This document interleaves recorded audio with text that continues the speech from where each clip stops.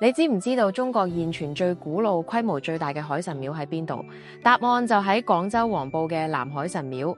呢座南方碑林入邊藏住千年海上絲路嘅秘密。南海神廟始建於徐開皇14年，係歷代帝王祭祀海神嘅聖地，見證咗廣州作為海上貿易樞紐嘅興衰。廟內現存嘅唐、宋、元、明清碑刻多達45塊，其中韓愈撰文蘇松題寫嘅南海神廣利皇廟碑最為珍貴，堪稱碑刻中嘅瑰寶。中軸線建築群沿山坡展開，頭門、儀門、禮亭、大殿等依次排開，保留住典型嘅嶺南古建築風格。大殿入邊供奉住南海神祝融，香火千年不絕。廟前嘅海北洋波石牌坊，靜靜咁訴說住古人對航海平安嘅祈願。作為海上絲路嘅重要標誌，呢度曾經係外國使節登陸朝拜嘅第一站，而家依然係研究古代海洋文化同中外交流嘅活化石。